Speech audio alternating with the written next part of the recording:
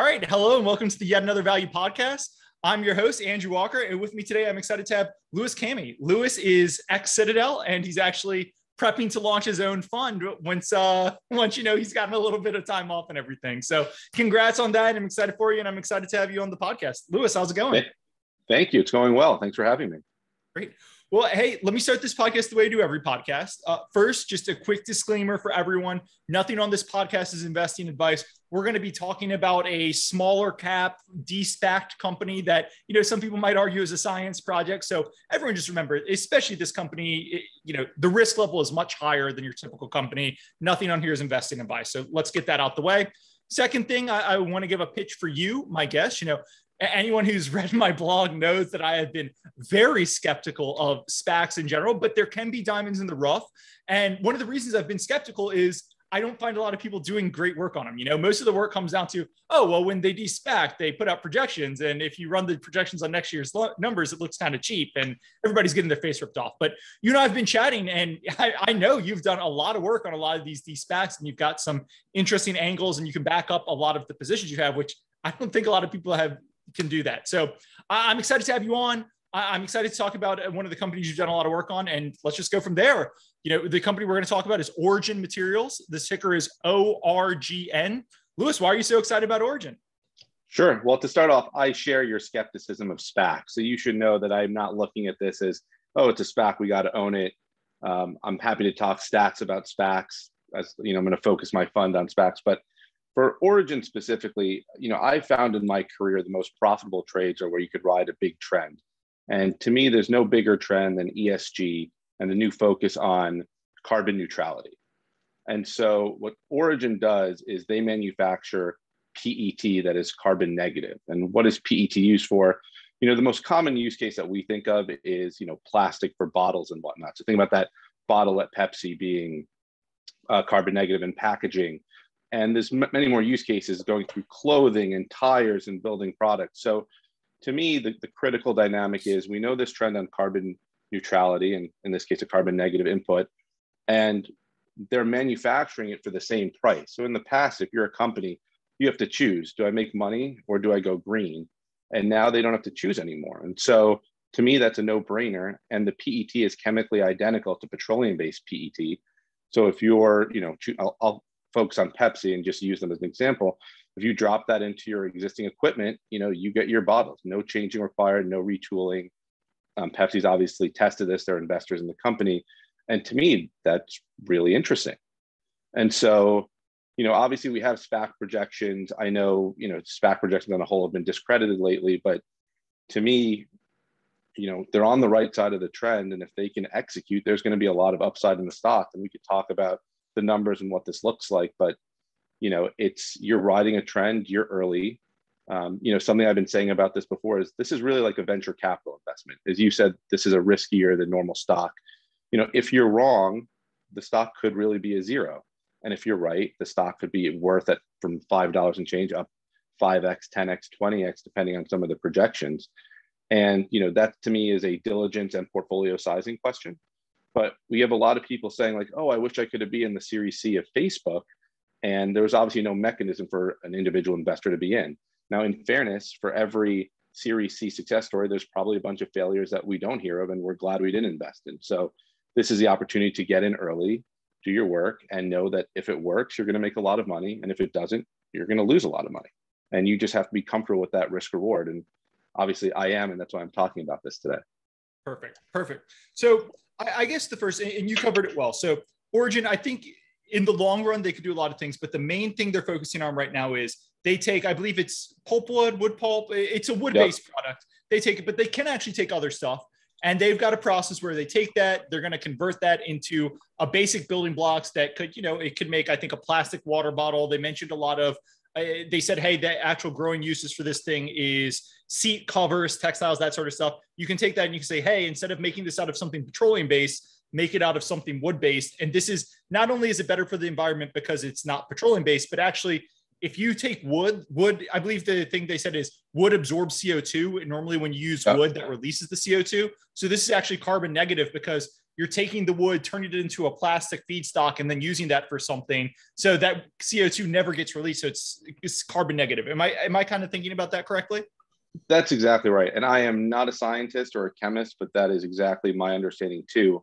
And the companies actually published a report from Deloitte on their website that kind of affirms all the carbon negative dynamics of their product. So, for one thing, SPACs tend to be very cagey and not forthcoming on disclosure. And I found ORGN to be a little more forthcoming. And not to go off topic, but in my last call with them, I said, one of the big pieces of feedback that I read on Twitter is like, we want to see the product. We want to see the existing facility in Sacramento. How about a video? And they said, yeah, we're going to do that. We like that idea. And we're also going to have some, there's two big consulting reports that if you're an institutional investor and sign an NDA, you can read, which, I think is pretty helpful. They're working to come up with kind of a version of that that's not super sensitive that they can publish. Because their view is, we want to share the story. We want to get it out. We have nothing to hide. And, I've spent some time with the SPAC sponsors and, both during this project and in prior events in my life. And so I think they really believe, they believe the dream. So. Perfect. So actually, I'm glad you mentioned SPAC sponsors because I went back, I reread the call when they announced, I think it was Ardius. It was Ardius. Ardius is what the SPAC is called. Ardius, when they were merging with ORGN, it was in mid-February. And one of the things they let off with was, hey, we are a top tier SPAC, right? Like our guys have a great background. We raised $750 million, which is one of the larger SPACs ever raised. Most SPACs, for those who are familiar with SPAC market, most SPACs are in the 200 to 300 million range. Anything above anything above 500 is where you're talking about Liberty Media, Pershing, SoftBank. Like these are the best SPAC sponsors. So these guys clearly people thought they were credible. They got 750 million, but I was hoping you could dive into, why were these top tier SPAC sponsors? What is their background? Why is this a team who, when they due diligence this project and say this is a good project, you kind of want to perk your ears up? So the two sponsors are Charles Drucker and Boone Sim. Charles was the former CEO of WorldPay, and before WorldPay, the company was called Vantiv Payments Company. I have a background in payments, and so he was a great CEO in terms of execution, capital allocation, and ultimately sold the company to FIS. I think that was in 2019. So just really, well-respected executive. Boone, we overlapped at Credit Suisse. In fairness, he was group head and I was an analyst. So quite a few levels in between. Boone left Credit. So he ran global M&A at Credit Suisse, left to become the president or head of Temasek North America, which is Singapore's sovereign wealth fund, and then ultimately started his own firm called Ardius. And so, the thing about, their experience is they know how to do diligence. Like Charles at WorldPay did a lot of M&A. Boone at Temasek did a lot of M&A. And I think some of that rigor is showed if you read some of the deal documents about all the customer calls, et cetera. It's a far cry from, Barry Sternlicht was on CNBC talking about a deal where the other SPAC did diligence in 72 hours and the deal was done. And Sternlicht just said, the only thing we can do in 72 hours is verify that the address on the, on the letterhead is accurate. And so, it's clear to me that they spent their time not only in reviewing other targets, but just how they diligence this, bringing in two consultants, doing all the customer calls. It shows good process. Now, look, good process doesn't always mean it works out at the end, but I think it's like diligencing a stock. You could just buy a stock and it works out, but if you really do your homework, you hope it pays off. Candidly, so far it hasn't for me here, but I'm no longer at Citadel where my duration is short and I can take these VC type bets. Yeah. Hey, look, that's part of being an investor, right? I think Mike Mitchell on the podcast I just did, he said, it might've been before, but he said, look, if you can't take big drawdowns, you're not meant to be a concentrated investor. And, be part of the ability to generate alpha is being willing to look silly in the short term is what I would say. But yeah. I want to go, again, and we'll talk more about ORGN in a second, but let's focus on the sponsorship because, I do hear top tier SPAC sponsor. The guy did a great job running a payments company. They had finance backgrounds and stuff and everything. They did real due diligence here, which, as you said, for a while at the peak of the SPACmania, you would hear rumors that SPACs weren't doing any more due diligence than saying, hey, how big can you make your projections in 3 years or something?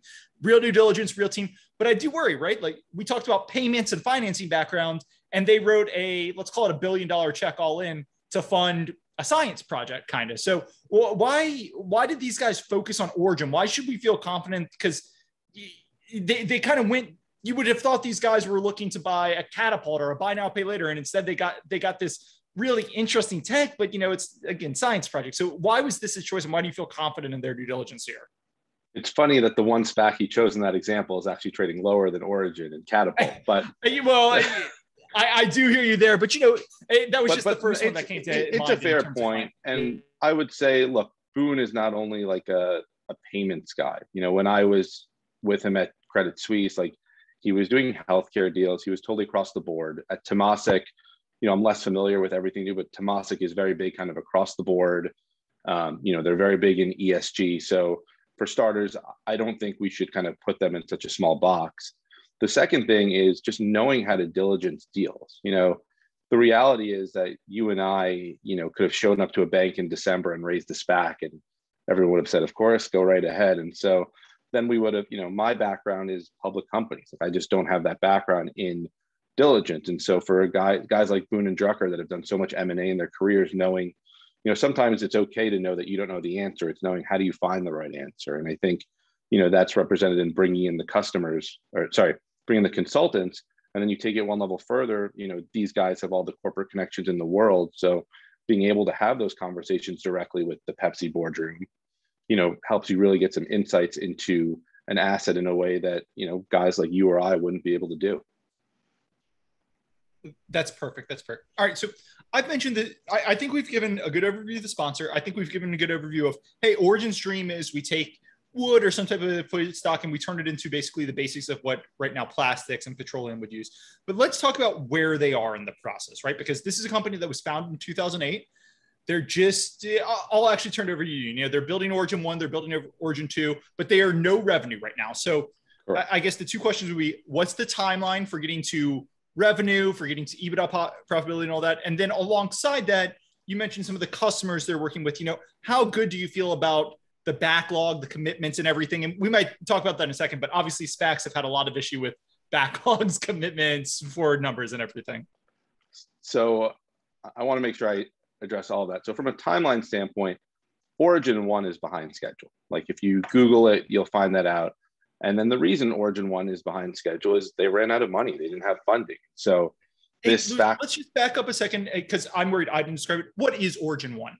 Origin 1 is the first facility. So when you think about facilities right now, they have a demo facility in Sacramento where they can make product that's basically proof that we can make product. Then the first scale plant, which is still going to be a subscale plant, is Origin 1, which is being built in Ontario, Canada, in Sarnia. And so that plant was started a few years ago, and it was supposed to be done, I want to say in 2019, maybe it's 2018 plus or minus, and they just ran out of money. And so it was one of the things that I came across too, like this is a construction project, essentially, why are they, behind? And they ran out of money. And that's why the SPAC deal is so important. And if you look at their prior fundraising rounds, they were just small in the grand scheme of a project of this magnitude. So Origin 1 is expected to be online at the end of 2022. So, I view that as 5 quarters from now, and I think that'll be a really important catalyst for the stock. Origin 2, from a timing standpoint, site selection by the end of this year, construction beginning in Q1 23. You can't lock in financing. I know this is a common question until you're about to start construction. So in Q1 23 or maybe Q4 22, you'll also see that financing locked in. And then that facility is supposed to come up online in 2025, and you'll have a full year revenue in 2026. Now, as someone who's been around construction projects, if these projects are a quarter or two delayed, it wouldn't surprise me. It also wouldn't change the story. I mean, another SPAC that I invested in, and I don't want to go too far off topic, but it was a cruise company called Lindblad. The deal closed in 2015. I know Lindblad. I think I told you about it. So literally, the story was they had cruise ships running at over 90% occupancy, and they needed SPAC capital for new ships. And the SPAC literally didn't show that in the stock price until the first ship hit the water. And there were delays, as there always are, but eventually ship 1 got in, ship 2, ship 3, and the stock worked. And fortunately, then COVID happened. But before then, you saw like, yeah, it's frustrating, but if you're approaching this with duration, they mentioned on their earnings call that things were running a few months earlier. But for me, I don't care if these facilities are, when I say facilities, Origin 1 and 2 are at run rate capacity in 26 or 27. To me, that's the same thing.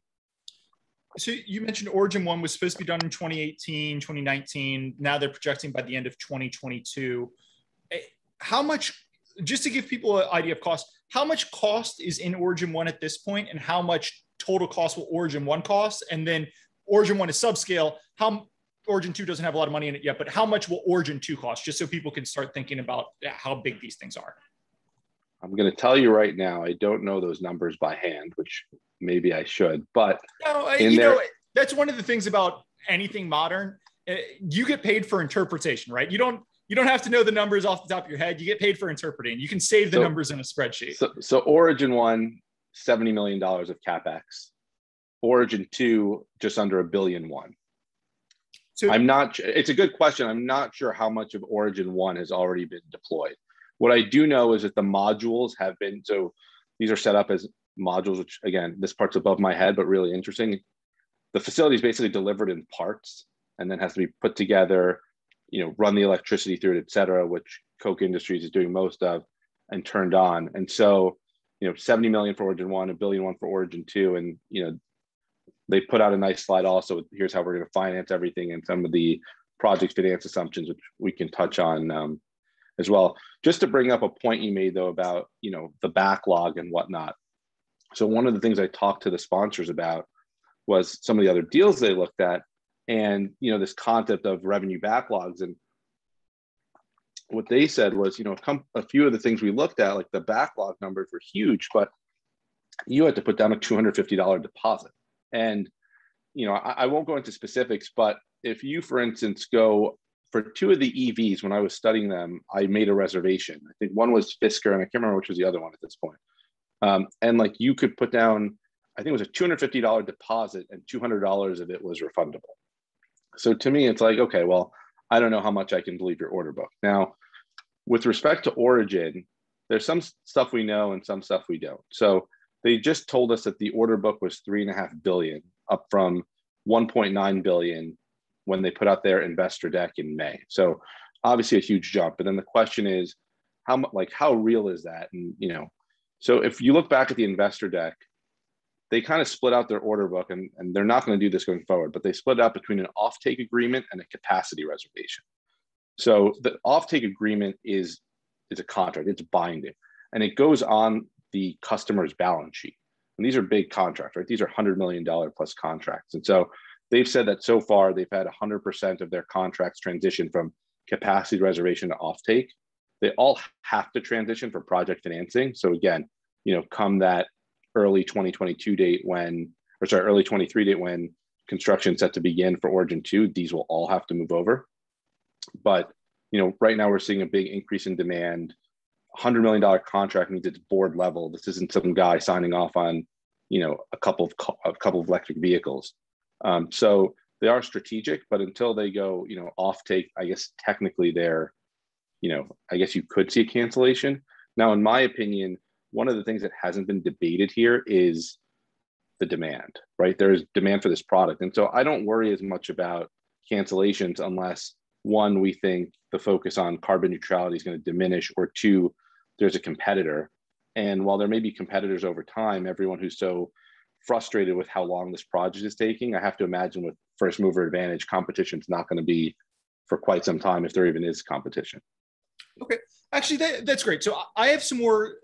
You know what? I'll do my questions on backlog, and then I'll move into some of the stuff about first mover advantage and demand you just talked about. So just on backlog, so when they announced the deal in February, I believe they said $1 billion in backlog. April or May investor day, it was up to $1.92 billion. Q2 earnings come out in late July, early August. They say they've got $3.5 billion. You've talked about how firm those are. It sounds like you think those are pretty firm.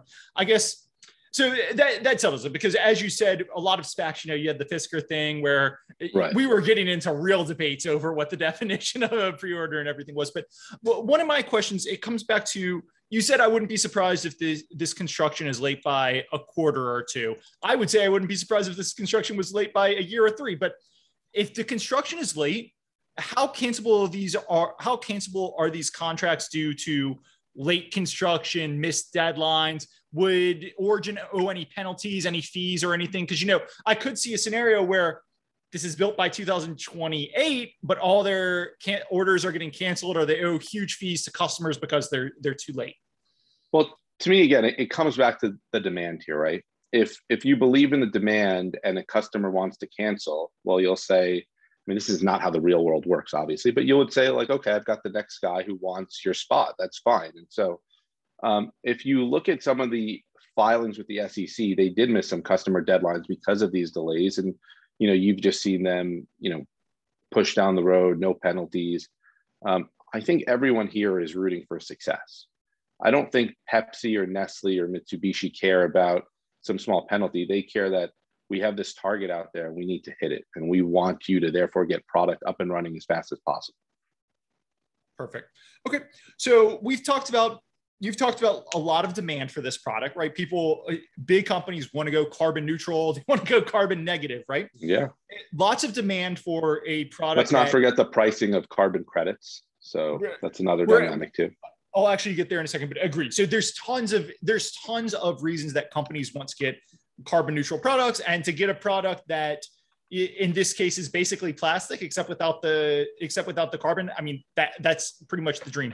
So I guess I don't doubt there's demand. My two questions there would be, you mentioned first mover advantage. They've been working on this project for 2008. So I guess my first question is, how proprietary is this tech? If they successfully do this, why aren't there hundreds of copycat things getting built? I guess it would take a couple of years, but they're basically making a commodity. Why is this process unique? Why couldn't this get ripped off and just kind of do what happens to all commodity players and drive prices down to basically the cost of capital, cost of production? Sure. So it's a really important question, and it's one I was asking them. And I'm going to flip to my exact notes here, but basically they have an IP portfolio. So this isn't just purely like, hey, anyone can do this. Let's see if I can find my notes. So basically they have process patents, which is they have the actual patent to get economic conversion between feedstock and the PET. That's covered by their patent. So the magic here is obviously that they can produce at the same price as petroleum-based, and they believe that process is patented. And they also believe that they have a lot of trade secrets. Now, candidly, I don't know those trade secrets because no one outside of Origin should. And I don't have the science background to tell you like, oh, this is, iron pat. But what I can tell you is we've done calls with companies like DuPont and some of the other chemical names, and they've based a lot of these big companies. They just don't have their R&D centers anymore, so they're not making these big developments. So the simple answer of like why isn't anyone else doing it is because it's really hard for DuPont to allocate capital to a project like this. It's much easier, right? If you read about, I'm picking on DuPont, right? Whether it's DuPont or Chevron or ExxonMobil, someone big in petrochemicals, if they invest $500 million in a project and it fails, someone gets fired. If not, a whole division gets fired. But if you buy a successful VC business for billions of dollars, you look like a hero, like we're being greener, we're satisfying this need. And so I think those are, that's broadly across corporate America. I don't think that's unique to the situation. And it's arguably why the VC environment agrees. Like these companies have lower hurdle rates, so they pursue kind of less risky projects.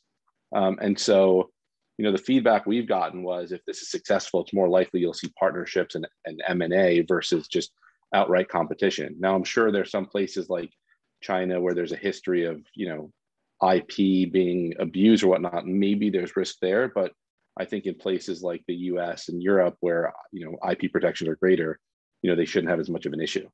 Yeah, you actually cut off my next question because it was going to be, hey, you're going out and building, these multi-$100 million plants. If you've got proprietary technology and you don't really have a history of building these giant plants, why aren't you just, licensing it to chemical players and having them build the plants? And, that's super capital light. You could license it to 100 plants. You could be making a lot of money. So that makes sense. So just to add there, I think that's why proof of concept is so important, right? Like one of these big chemical companies, for the same reason they don't want to develop this in-house, they're not going to say like, oh, sure, we'll build you a plant and do a licensing deal without you actually showing that it could be done at scale. And so, at the risk of moving this more towards stock talk, like when I think about what are the key catalysts, I think the biggest thing is getting Origin 1 up and running. Because if you can prove that we can get Origin 1 up and running, within, hopefully on time, but within, if you go a little over, hopefully just a little bit, hopefully, within budget, and then deliver products at the economics that you forecasted, and then all of a sudden you've de-risked the future. And so now all these big players can say, like, we want to partner with you, we want to buy more from you, et cetera. Like, it really changes the narrative from, is this commercially viable? How much construction risk is there, to how many of these can you stamp out? And I think about it at that point, I laugh when I say this, it turned into a restaurant at that point. It's like Chipotle in the early days. Like, we know we have these great unit economics. How many of these restaurants can we stamp out? Once you prove one of these facilities up and running, you got to multiply the CapEx numbers quite a bit, but it's no different. You're just stamping these out wherever you can. And so I think, I don't think this is a story about waiting until 2027 for Origin 2. I think once they prove that Origin 1 works, the story is really de-risked. And conversely, if Origin 1 doesn't work, you're going to know then and there that, this probably isn't going to be worth your time as an investment. That's perfect.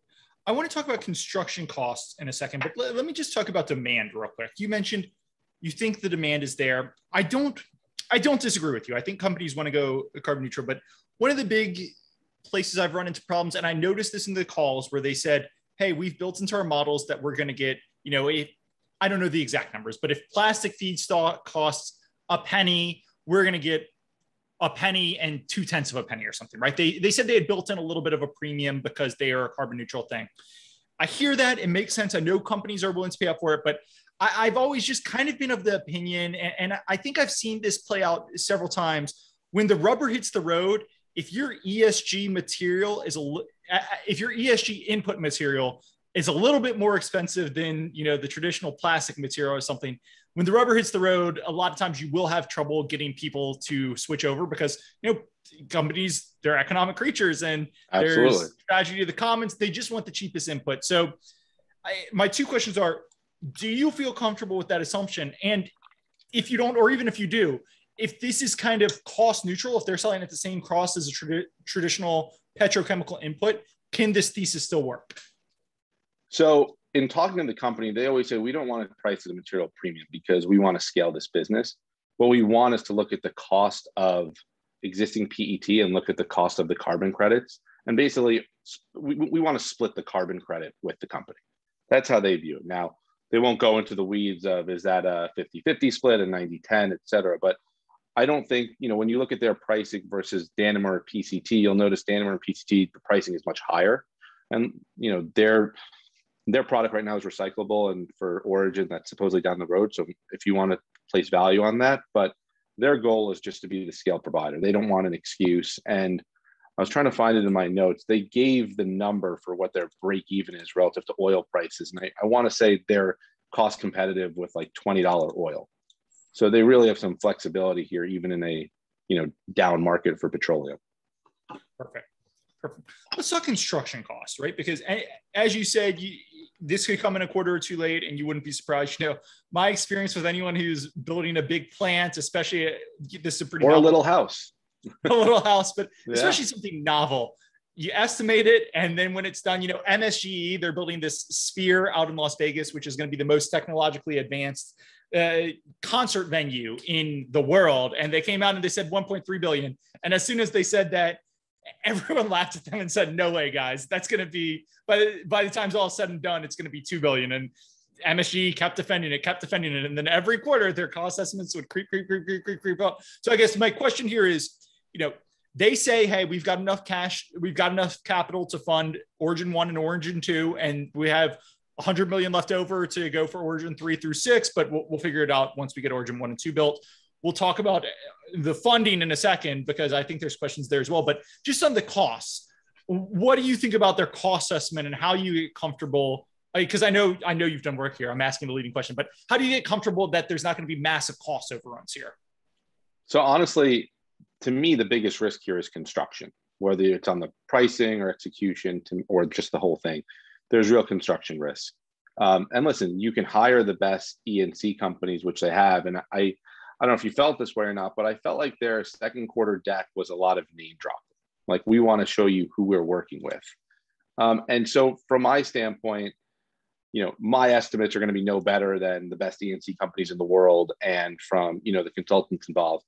And look, we've gone through a big inflation cycle, right? Like, you're hearing it across the board. And so if inflation massively increases from here, could there be cost overruns? Technically that's right.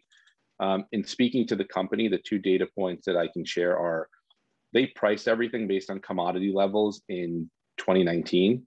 So whereas we're seeing all this inflation because we're really comparing against these low base effects of 2020, they were a bit more conservative in their assumptions. And the other thing is, whenever we talk about a specific assumption, it just feels like there's a lot of conservatism. So I don't want to say there can be no cost overruns because historically there are. And within that $100 million excess, I know that they already have modeled in some cost overruns, but it is real. That's a real risk. And I think, again, that's one of the reasons we need to watch Origin 1 so closely, because if Origin 1 comes in 50% over cost, we're going to get worried about Origin 2. But if Origin 1 comes in at or around budget, we're going to say like, okay, they have a handle on things and their forecasting methodology is accurate. Like to me, this is all, sorry, go ahead. No, please finish. I was going to say a lot of this is a test on management's ability to forecast. We've seen in so many other SPACs that they either have no idea or they've outright lied. And so the first big test here is going to be Origin 1 on time and on budget. Do I remember? So Coke is doing a lot of the construction here. Do I remember that they've got a guarantee, some type of guarantee from them on the deliverables and yeah. So when I learned this, if you could have seen my face when I was on the call with them, my jaw basically dropped, because to me, someone who's not in the construction industry, that just seems like such a big deal when we're talking about like the main risk here is construction. So I'm just pulling out my notes right here, but so Coke Modular is basically running the process, and they're just top in the world at building small and medium-sized factories. And so they gave a performance guarantee on the hydraulics, thermal, and mechanical performance of the plant, which, according to the company, is an expression of how confident they are, because they rarely do this. And the other thing that they said that I thought was really interesting is they said that Coke would be like a dream conglomerate to partner with down the road, and that they've had a relationship forever, but they've never, formalized it outside of this project. So I heard that and I said, like, okay, am I really worried about construction for no reason? Like, yes, that to me, again, I keep it back. That's the big risk, because I'm confident in the demand. But, if you have Coke kind of guaranteeing your facility, that's, and again, this is for Origin 1, not Origin 2. So just to clarify, but, for me, who views Origin 1 as this big catalyst, like that de-risks it quite a bit, in my opinion. All right, so I've got some stuff around the SPAC process that I want to walk through, but I think we've covered a lot on demand, construction, a lot of risks here, but I just want to pause here for a second. Is there any big upside case we haven't hit? Is there any big downside case that you feel is important to understand that we haven't hit? Anything kind of on the Origin side that we haven't hit yet? No, look, I think the market for the most part, like there's some skeptics on the top line, but I think that's more of a function of the other SPACs. And people get it. Like the risk here is, okay, you have this, we believe it. Like everyone wants to go carbon neutral and carbon neutral at the same price. Like that's easy to understand. Like, can you actually execute it? And that's construction and financing. The financing assumptions I feel fine about right now, for two reasons. One, just there's a lot of liquidity out there. So we know, these projects are getting done and levered up. You could see in PCT's presentation that they outlined an 80% debt to equity mix for their plans going forward. And even with the new post-redemption structure, Origin's at 70%, 70, 75. So that seems reasonable. You can, if you talk to some of the project financiers, you'll hear from them that's all reasonable. So I feel fine about that. But to be clear, the risk is, if you have some black swan event between now and locking in the financing, could the markets get tougher? Absolutely. And so that's why that stays a risk until, financing is locked in. But based on the state of the world today, you feel okay about it. And on construction, they have to get it done, but you have some mitigating factors in Coke and some of these other companies that they announced on their second quarter call as, best in class builders. Perfect. And then on, the upside, sorry, just to jump there, like at $5 a share, I'm not really worried about the ultimate upside. Like whether you say, 50 or 100, and, I'm going to just, DuPont trades at 10 times EBITDA. There's a company in Europe that's doing something similar in terms of biofuels, and it's called Neste, and that trades at 20 times EBITDA. And again, if once you prove one of these out, it'll be off to the races in growth and partnerships. So I think it will trade higher than that. But you take any number, you can haircut management's numbers, put any multiple on it, and you get just really attractive upside from these levels. Let me ask. I wanted to go through some. I see. I've written a lot on the blog about the SPACs that I think are positioned to do well and SPACs that I think are positioned to just try and take money and run. And I can see some of that on both sides of Origin. But let me put this aside. And I just want to talk financing real quick. So they originally were going to, Artius was a $750 million SPAC. I think they got $200 million in PIPE alongside the SPAC, but there were tons of redemptions in the SPAC. And they came out and they even published a slide that said, hey, don't worry, even though our redemption came in way higher than we thought, we still have enough funding to get through Origin 2. And the reason that they said that was they shifted a lot of their funding from cash coming in from the SPAC because all that got redeemed. They said, we're going to do it with project financing, right? Right. And I just found their language and everything around the project financing a little strange because, project financing, the way they were saying it, when they say, hey, we've got Origin 1 and 2 funded, you think it's committed project financing. But I think you said earlier, they haven't even chosen a site for Origin 2 yet. Like, I don't know how they could have committed project financing until at least they've got a site until they start breaking down. So I just want to talk to you about the funding. How committed is this financing? How real is this financing? Because your worry with all SPACs is it goes back to the orders issue we talked about, right? They say, oh, we've got 1 million orders, but it turns out those orders were, LOIs, not non-committed. Do they have, oh yeah, sure, we'll give you financing, but there's nothing on paper. And when it comes time to finance Origin 2, they're in trouble. So it's a great point. So let's start with the slide that they published. To me, the big problem with the slide was they have a February 2021 and a June 2021 side by side, but they never actually disclosed the project financing assumptions in February 2021 until this slide. So we look at it and we just say like, oh, you're just moving money around. That's just Excel math. Like, we feel misled. And I don't think that's an unreasonable point of view. I think what happened here, and I try to get them to admit it, but they won't. I think the SPAC was too big for this deal. And so if you flip this around and said, okay, when this deal was announced in February, it was the hottest pipe market of all time. You saw just these $200 million SPACs doing these huge pipes. Like OWL, which is, I don't even remember the SPAC ticker, but OWL was like a $200 or $250 million SPAC with $1.5 billion pipe. And so this pipe, I could tell you, it wasn't one of those where the banks had to call in favors. This was a lot of, guys getting scaled back, and they only did $200 million. And so I think what happened here was the SPAC was too big. If they raised a $500 million pipe, the numbers on the left would have looked even more ridiculous. Like, at some point, you want to optimize the financial structure too. So if we took the project financing, I haven't done this math, but if we take the 558 in the February 2021 column and look at like the leverage, we would say like that's inefficient, that's too low. So in my opinion, they had to have conservative assumptions because the SPAC was just too big. And that ties in with why the pipe was so small. And, what would we be saying now if the SPAC was half the size and they offset that in the pipe? It wouldn't even be a conversation, which is, just the irony of how markets change. In terms of your question on how committed the financing is, for any of us who've had a career doing mergers and acquisitions, you go to the bank and you say, I want to buy this company. Can I finance it? And they do a bunch of work and they say, yes, we think you can finance it. And they'll say, okay, is that financing committed? And in order to get the financing committed, you basically have to start paying the bank and signing a contract and have your plan for, here's when we're announcing the deal.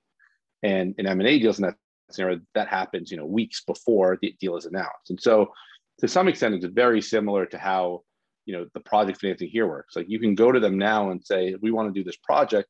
They'll go do the work and say, like, okay, we think that's very achievable. We think here are the ranges of debt you could take on. Here are the ranges and rates. Obviously, they won't share it with us, but this is what I know they're looking at.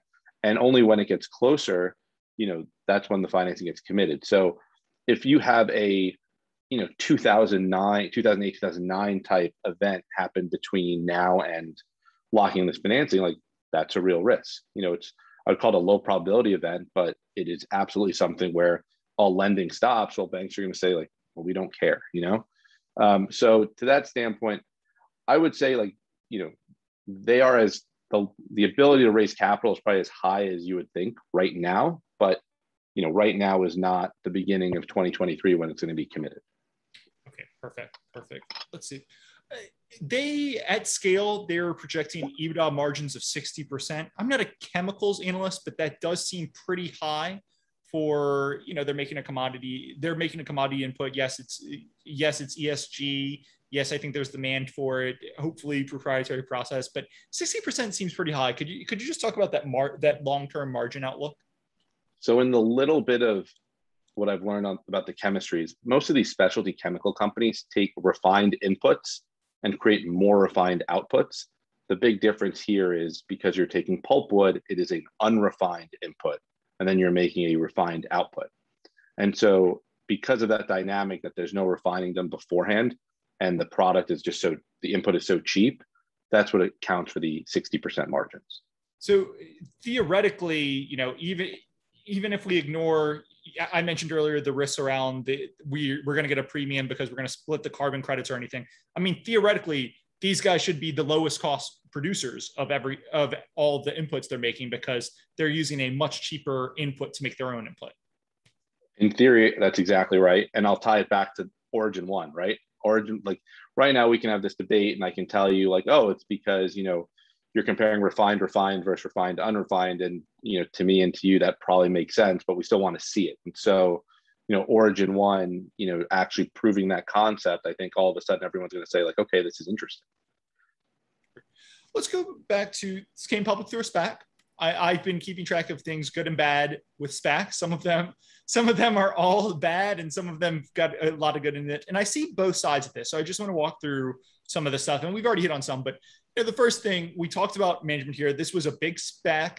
They said, hey, we are a top tier SPAC, so we had access to the best deals. There was a pipe that had very credible strategic and financial investors inside the pipe. It was a nice size pipe, but I don't believe I saw management putting any real equity or any of their own capital behind this deal. So I just want to talk about those dynamics real quick. So Charles Drucker, one of the sponsors, he was buying in the open market at 10, which makes me feel better about some of my buys. And it was pretty big buys too. I'm seeing they were in May and June, and I think he bought about 7.5 million, as you said, around $10 per share. Right. And then actually last night, I think it was Boone and Rich Riley bought some stock in the open market as well. So you've had some insider buying. They must have known that we were going to talk about them today. Obviously kidding, but it was, Boone and Rich last night made some open market purchases. So about 500,000 between the two of them. Yeah, I've got a little screenshot of all the open market purchases, which for those who aren't listening, open market purchases, I'd say are rare across the spectrum, but especially in SPAC world, open market purchases have been pretty damn rare. But so I have an interesting statistic for you. Someone just sent this to me. 8 out of 80 companies that IPO'd in the past year, 80 companies IPO'd in the past year are down 50% in the past 6 months. And only 8 of the 80 have seen insider buy. So to me, it's like a nice sign that, you're willing to step up.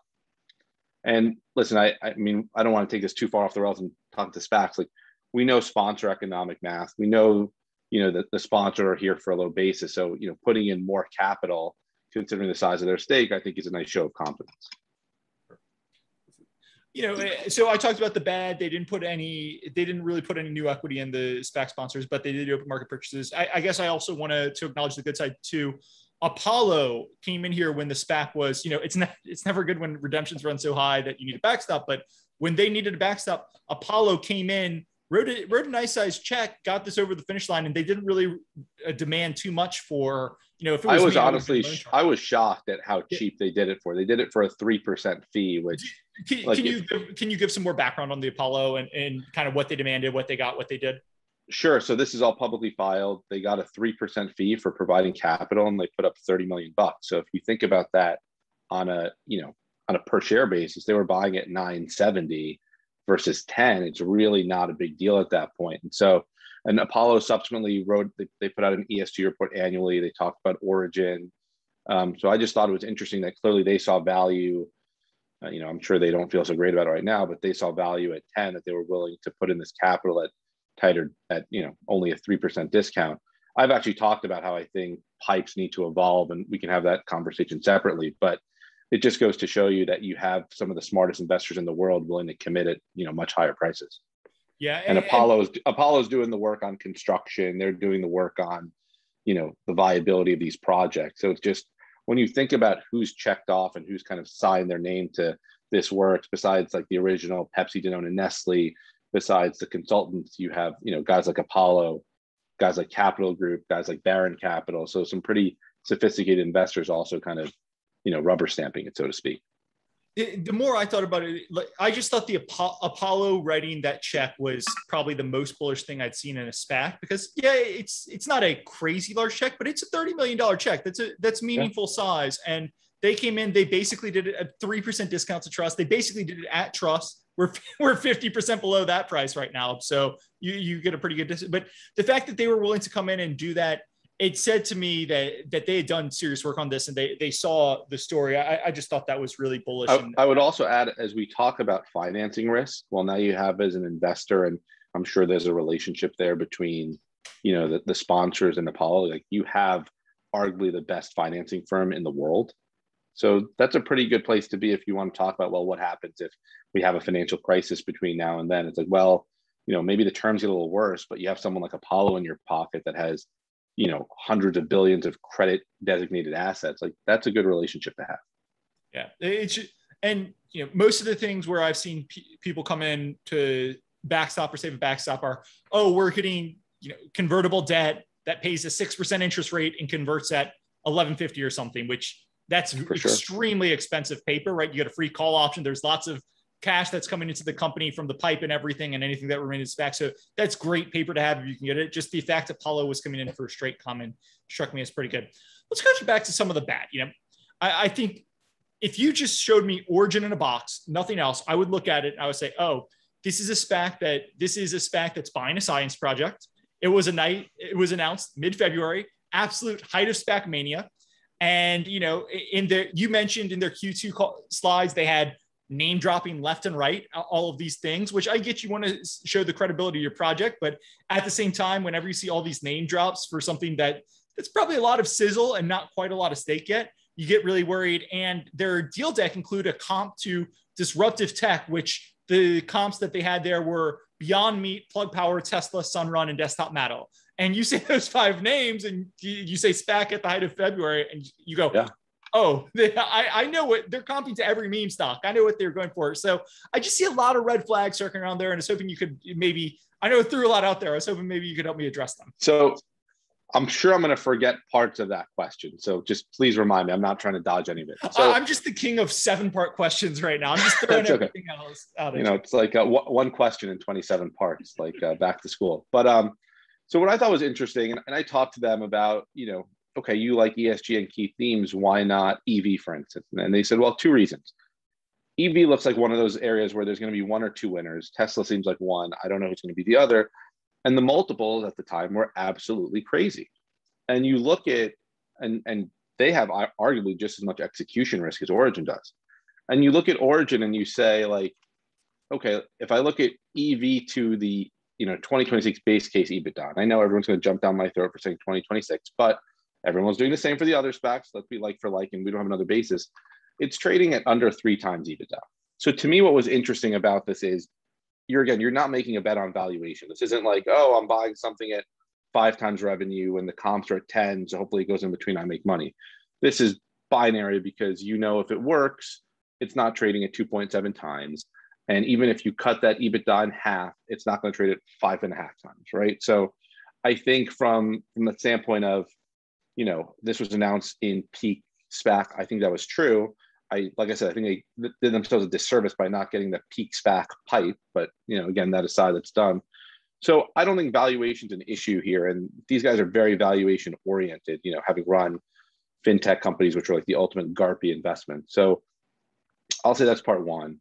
Part 2 on the name dropping, they're name dropping because their stock's at $5, in my opinion. This isn't like, we want to name drop, we want to build fluff. This is like, look, we get it. Our stock's at 5. The market's telling us you don't believe us. Let us add credibility. Like we've already told you about our big customers. We've announced things with arrangements with Ford and Palantir. You still don't care. You think there's risk on construction. And again, that's where I think there's risk. So, I think from their standpoint, it was, let us show you how we're de-risking construction risk. And that's by talking about, we have some of the best engineering companies and, all the various counterparts to this project. And so your point on this is a science project, like, yeah, like you could say it's a science project, but how did they elevate the science project? Well, they know that the biggest customers, have demoed the product. They know that they've had the consultants check it out. They know from their customer calls that, this is real and demand is there. So what arguably started as a science project, as you called it, has been diligenced and assessed for its viability as a business. And again, to me, they obviously feel good about it. They did the deal. To me, I think it's great because, it's just this execution risk on construction, which I feel okay about. I mean, remember, what's also unique here is this isn't one of those situations where you're wrong, the SPAC goes to 5 and the sponsors bail. And we can have this conversation if we see sponsors selling, but if the downside case is 0, that means the sponsors actually lose here. That's not the case for a lot of these others. Like their basis is super low. You can do the math and figure it out. But, if the bear case here is 0, like they will lose their, $17, $20 million, whatever they put in. Whereas some of these other deals, it's like, oh, the SPAC goes to $6, the sponsor's still up 5x, and, they're going to try to get out as soon as they can. Yeah. So, sorry, didn't mean to cut you off. Go ahead. So I think that cuts both ways. Like the bear case for us means that the sponsors could actually see impairment. Now, again, if you see Boone and Drucker and Rich selling at like, at current prices, we should say, okay, like they're clearly running away. There's a problem here. And I think the stock gets killed on that. But, the fact that they're buying, knowing that like, hey, if we get this wrong, like we lose everything. I think that's pretty powerful and shows you, that they're mindful of the upside, and this isn't just a financial engineering transaction for them. Perfect. Well, I want to be mindful of time, but I also want to make sure I feel like we've done a great job covering a lot of ORGN. Again, it's a little bit of a science project. Neither of us are scientists, but they put out lots of stuff on their website and everything. People can go check that out for diligence if they want to. But is there anything you think we should have covered with ORGN, bear side, upside, bull case, anything that we missed you wish we had hit? I don't think so. I mean, listen, I love doing these debates. And when I'm on Twitter and I get these bears coming at me, like, I love it. Like, I'm a classically trained investor. Like, I want to know the other side, because if you tell me something, I'm going to go research it and I'll end up feeling better or worse about it. And so I like hearing, I don't like these guys on Twitter where, like, if you criticize them, they block you or whatnot. For me, I want the criticism. I want to know what I'm missing. I want to know what questions to go back to management with or to go back to other investors. So I really enjoy the dialogue. And I just think, what's important here is for most stocks, you're thinking like, how do I make 20% while only risking 10? And getting that 2-to-1 skew is usually a pretty, classic long investment. And here, that's not what you're getting. You're going to get, 100% down. You can pick your multiple up. So the skew still looks good, but the real risk of impairment is there. And you have to decide. Like, one of the more interesting conversations I've had on ORGN was, okay, Lewis, say you're right. And let's just say, for the sake of argument, the stock is going to be worth 50 or $100. Why don't I buy it at 15 when ORGN 1 is like up and running? And my response is, well, I don't know if the stock will be at 15 or 750 or 25 when ORGN 1 is up and running. I just don't know. But the notion that I'd rather trade this to have less downside and less upside, that's not wrong. Like, that just comes back to what level of risk are you comfortable with? At this point, like, I want to dream the dream and say that this could be up, 10, 20x, but I know it could be down everything. And if you want to wait to the point where maybe it can be up 3x, but only down, 20, 30%, I respect that. Like, that is a personal decision on your risk tolerance. And it's one of those where, like, keep this on the back burner and keep, watching how they execute. I respect that. I would just say, this is probably just me and my own feelings psychologically as an investor and everything. But every time I've heard someone say it's at 10 right now, it could be 0 or 50. I'm going to buy when this is de-risked a little, right? When we've hit point A and B, and yeah, the stock might be 25, but at that point, the downside will be 20 and the upside will be 60 or something, right? And every time I've heard someone say that, and again, theoretically, the stock price was at 10 at the time, I don't know a lot of people who are able to pull the trigger at 25 when they were looking at it at 10 and they said they'd hit point A, B, and then they'd buy it at 25. Maybe that's it's right. Hard. It's very if you hard. come back to like VC terms, it's like, all right, the guys who are in the Series B come back bigger in the C and they come back bigger in the D. It's not really different. What I like to do to keep myself intellectually honest is write it down, right? Like I will say in general, like I have sized this at a level that I am comfortable with, and I will be more comfortable taking it on when Origin 1 is up and running. And I will therefore take it from an X% portfolio position to a Y% portfolio position when I see that catalyst happen, because I at least know this is moving in the right direction.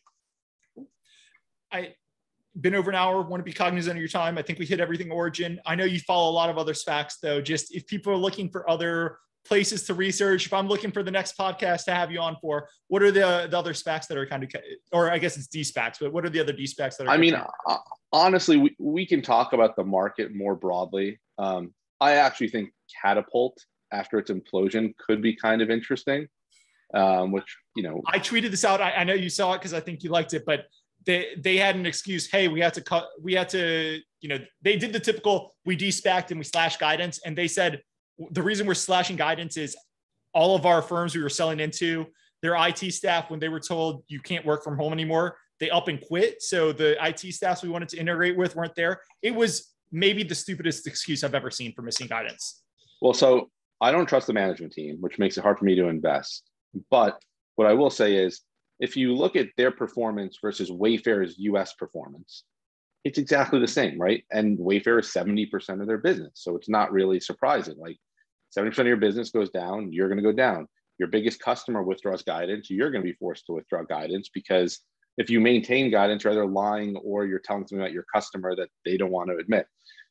But if for a second we believe that the street estimates for Katapult are accurate, for Wayfair are accurate, and you kind of overlay them onto Katapult, all of a sudden you have a really cheap stock that's going to start growing again next year. And it has no debt, it's cash flow positive. So it's kind of interesting. If you believe that this is just like a tough comps from lapping e-commerce versus a structural broken business, I think the stock trades at 6 or 7 times normalized EBITDA. So it, you know, I'm not there yet, but I can see why like there's a reason to do more digging. For me, what's been, you know, frustrating is if you look at all of the SPACs that have closed since April 1st and what has happened to them on earnings. So 39 of the 61 SPACs, or 64%, traded down. And even the SPACs that revised up 2021 guidance traded up an average of 1%. So if I want to put my fundamental stock picker hat on, you know, why do I want to be picking stocks where if they raise guidance, I make 1%, if they maintain, they go down 3%, and heaven forbid they, you know, reduce or withdraw, they're down 16%. So when I frame the universe, it's like, all right, this is just, you know, ridiculous. And you know, whether you like Origin or not, I thought the actual quarter was really great. They gave you all positive metrics, all the updates were good, and the stock still faded hard. And so, you know, again, if you didn't like Origin before the quarter, you don't like it after. If you liked it before, you got more data points. But just dynamics like that where like it got better, but the stock can't power through, I just think that's a really bad SPAC dynamic. And I was looking at some performance metrics year to date. You know, we know that people are like, oh, small caps had a tough time. Well, the Russell's actually up. This is as of a few days ago, but let's call it 12% on the year.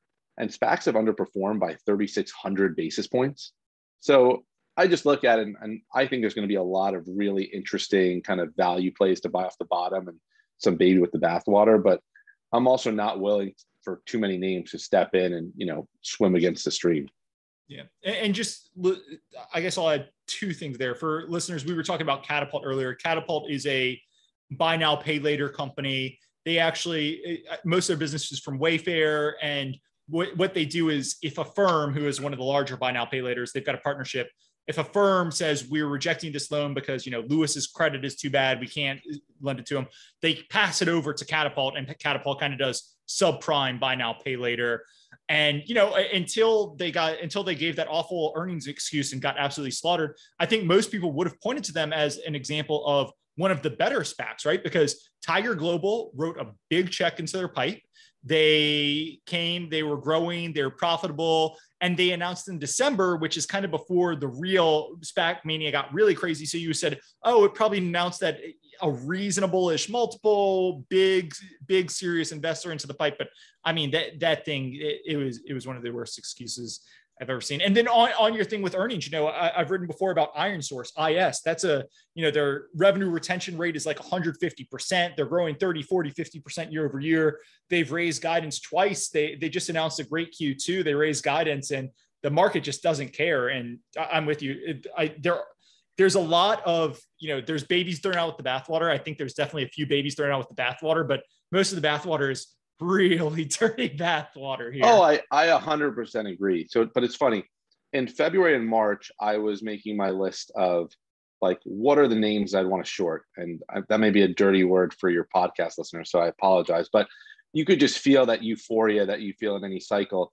And now I find myself making lists of like, what are names that I want to own? And even something like a Mudrick with tops, and it's traded well the last 2 days and it's coming into its deal vote. But this is a stock now that's raised guidance 3 times before close and trades at $11.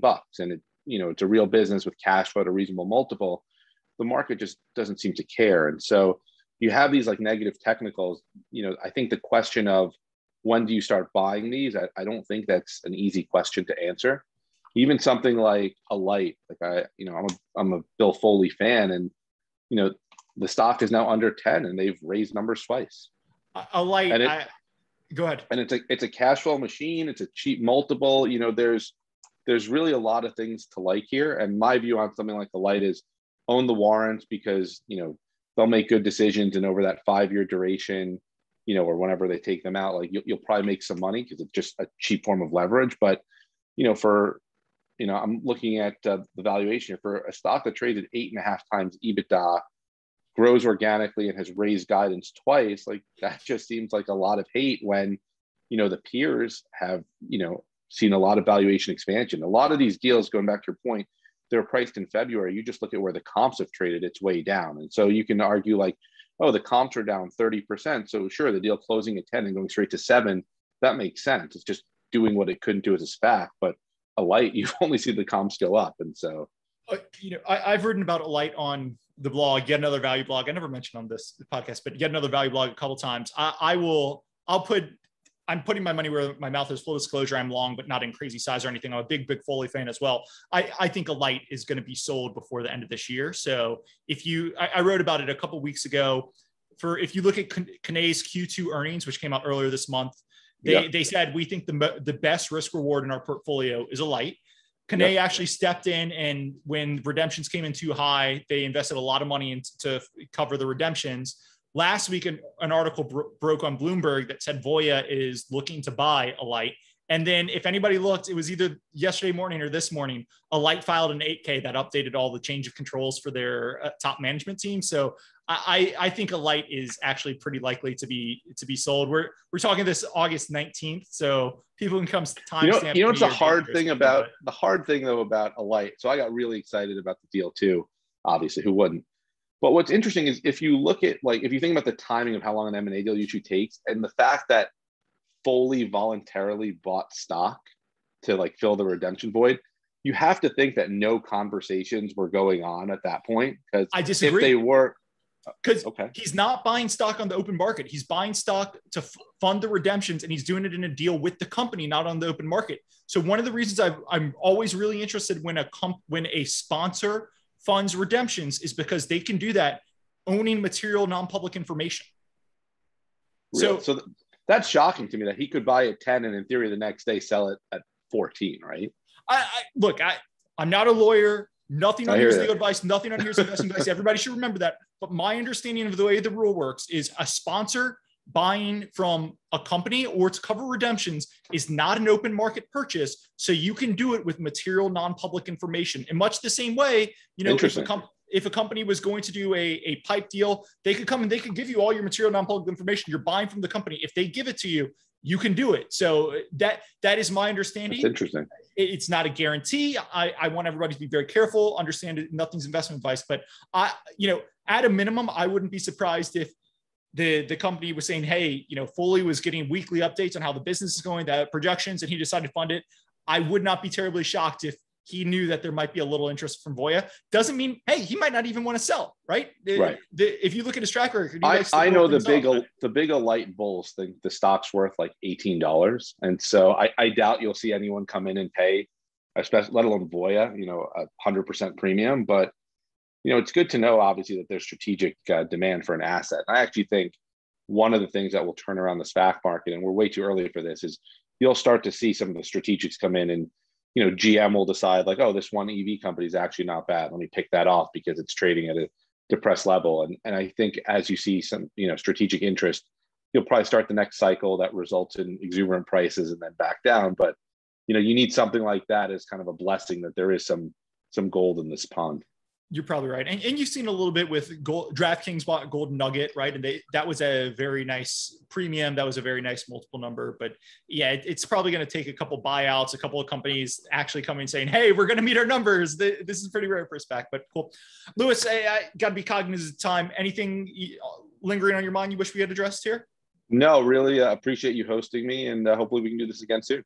Hey, I appreciate you coming on. I'm going to put Lewis's Twitter handle in the show notes so everybody can go and give him a follow on Twitter. And Lewis, thanks for coming on. We can go from there. Thank you.